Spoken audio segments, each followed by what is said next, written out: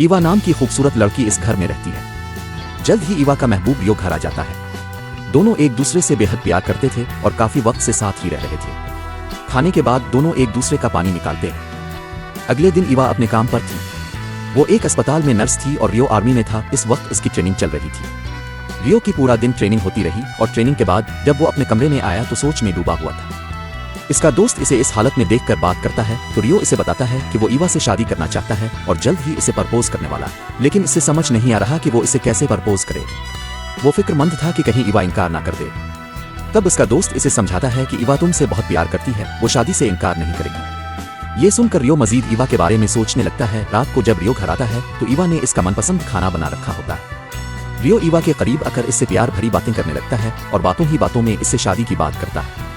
लेकिन रियो का तरीका ईवा को पसंद नहीं आता, इसलिए वो इसे अच्छे तरीके से प्रपोज करने को कहती है। ईवा की बात मानकर रियो घुटनों पर बैठकर इससे शादी के लिए पूछता है, जिस पर ईवा बेहद खुश होकर हाँ कह देती है। दोनों शादी की बात को लेकर बहुत खुश होते हैं और इस खुशी का जश्न वो पानी निकाल कर मनाते हैं। अगले दिन जब रियो ड्यूटी पर जाने के लिए तैयार हो रहा होता है तो इसे एक फोन आता है कि इसके वालिद को हार्ट अटैक हुआ है और वो अस्पताल में दाखिल है। ये सुनकर रियो परेशान तो हो जाता है, लेकिन वो अपने वालिद से मिलने नहीं जाना चाहता।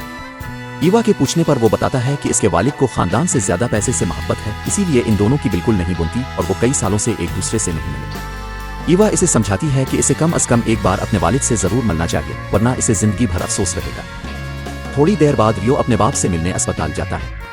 इसके वालिद का नाम ओल था, जो इस वक्त बेहोश था। ईवा डॉक्टर से बात करके वापस आती है और रियो को बताती है कि इसके वालिद खतरे से बाहर हैं।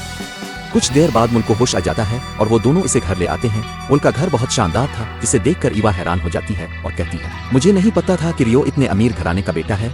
ईवा मुझसे बातें कर रही होती है, जबकि रियो दरवाजे पर खड़ा ये सब देख रहा होता है। ईवा को खुश देखकर रियो कहता है, मेरे बाप को मुझसे ज्यादा इस घर से मोहब्बत है। रियो की बात सुनकर वो उदास हो जाता है और ईवा के कहने पर खामोशी से अपने कमरे में चला जाता है। ईवा और रियो कुछ दिनों के लिए ओल के घर ही रुकने वाले थे ताकि वो इसका ख्याल रख सके। अपने बेटे को ईवा के साथ खुश देखकर ओल भी खुश था।